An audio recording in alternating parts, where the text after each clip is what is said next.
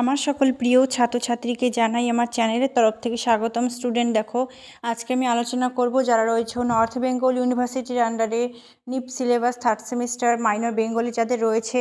তোমরা অনেকে কমেন্ট করছিলে সাজেশনের জন্য, তো তার জন্য আজকের এই সাজেশানটা নিয়ে আসা। আমি 3টা পার্টে তোমাদের এই সাজেশানটা দিব। পার্ট 1 যেখানে তোমরা 12 মার্কের প্রশ্ন পাবে, পার্ট 2 যেখানে তোমরা 6 মার্কের প্রশ্ন পাবে, পার্ট 3 সেখানে তোমরা 3 মার্কের প্রশ্ন পাবে। ঠিক আছে, তো এইভাবে কিন্তু আমি সাজেশানটা প্রোভাইড করব এবং প্রত্যেকটা সাবজেক্টের সেমভাবে কিন্তু আমি তোমাদের সাজেশানটা কিন্তু প্রোভাইড করে থাকি।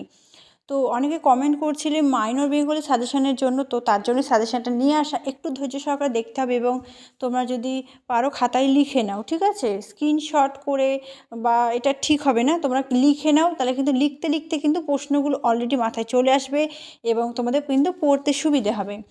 তো 1 নম্বর প্রশ্নতে লিখো, যেটা খুব ইম্পর্ট্যান্ট একটি প্রশ্ন রয়েছে, সেটা হলো কলাবৃত্ত ছন্দের বৈশিষ্ট্যগুলো উদাহরণ সহ আলোচনা করো। ভেরি ভেরি ভেরি ইম্পর্ট্যান্ট প্রশ্ন। কলাবৃত্ত অথবা দলবৃত্তর মধ্যে একটি আসার সম্ভাবনা প্রবল রয়েছে।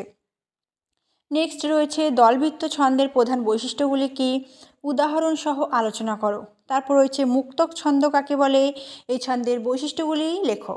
ঠিক আছে, তারপর রয়েছে যমক ও শ্লেষ অলঙ্কারের সংজ্ঞা দাও। যমক ও শ্লেষ অলঙ্কারের সংজ্ঞা দাও। এই দুটি অলঙ্কারের মধ্যে পার্থক্য বুঝিয়ে দাও। এই দুটি অলঙ্কারের মধ্যে পার্থক্য বুঝিয়ে দাও।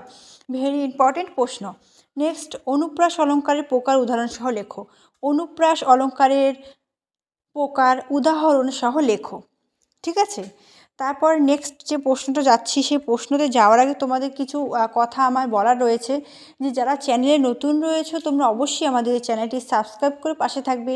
তাহলে নিত্য নতুন যে ভিডিওগুলি আমি আপলোড করব সেগুলি কিন্তু তোমার মোবাইলে সবার প্রথমে কিন্তু চলে যাবে। ঠিক আছে, তো আরেকটা বিষয়, তোমরা যারা আমাদের থেকে নোট সংগ্রহ করতে চাও তোমরা অবশ্যই আমাদের সাথে যোগাযোগ করো। খুবই কম টাকার বিনিময়ে কিন্তু পেয়ে যাবে উৎকৃষ্ট মানের নোট। তোমাদের পরীক্ষার বেশি সময় নেই, 1 মাসও কিন্তু নাই। তোমাদের ডিসেম্বরের 3 তারিখ থেকে পরীক্ষা শুরু হচ্ছে। ঠিক আছে, তো তোমরা সকলে জানো নোটিশটা এখনও দেয়নি, তবে 3 তারিখ থেকে কিন্তু বলা হয়েছে যে এক্সামটা হবে। তো 3 তারিখে কিন্তু তোমাদের মেজর সাবজেক্টগুলো পরীক্ষা হবে। ঠিক আছে, তো পরপর তোমাদের পরীক্ষা চলতে থাকবে এবং তোমাদের পরীক্ষাটা কিন্তু গ্যাপ ছাড়া হয়। ঠিক আছে, মানে প্রত্যেক দিনই কিন্তু তোমাদের পরীক্ষা থাকে। ঠিক আছে, তো সেক্ষেত্রে পরীক্ষার সময় পড়বো এমন মনোভাবনা নিয়ে কিন্তু কেউ থাকবে না। অবশ্যই তোমাকে সিলেবাসটা আগে কমপ্লিট করতে লাগবে। ঠিক আছে, শুধুমাত্র পাস করার জন্য পড়া এমনটা না, আমাদের কিন্তু খুব ভালো একটি নাম্বার কিন্তু ক্যারি করতে হবে। তো পরবর্তী প্রশ্ন, পয়ার ছন্দের রূপভেদ। ঠিক আছে, পয়ার ছন্দের রূপভেদ আলোচনা করো। ঠিক আছে, রূপভেদ আলোচনা করো।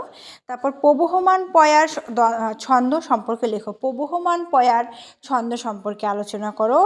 মিশ্র কলাবৃত্ত ছন্দ সম্পর্কে লেখো। শব্দালঙ্কার সম্পর্কে লেখো এবং অর্থালঙ্কারটাও একটু পড়ে যাবে।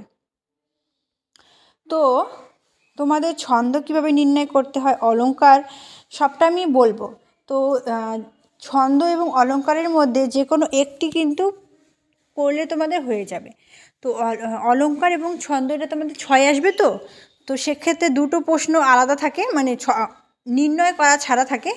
আর অলঙ্কার আর ছন্দর মধ্যে কিন্তু তোমাদের একটি কিন্তু নির্ণয় করা শিখতে হবে, তাহলে কিন্তু সম্পূর্ণ প্রশ্নের উত্তর কিন্তু করে আসতে পারবে। ঠিক আছে, তো এই ভিডিওটি কেমন লাগলো সেটা অবশ্যই আমায় কমেন্ট করে জানাবে। ভিডিওটি ভালো লাগলে অবশ্যই লাইক করবে, বন্ধুদের সাথে অবশ্যই শেয়ার করবে। অন্য কোন সাবজেক্টের তোমার সাজেশানের প্রয়োজন সেটা আমাদের কমেন্ট করে জানাও। আমরা কিন্তু চেষ্টা করব সেই সাবজেক্টের সাজেশান নিয়ে হাজির হওয়ার জন্য। তো ভিডিওটি কেমন লাগলো কমেন্ট করে জানাবে অবশ্যই। Thanks for watching. After all, thank you সকলকে।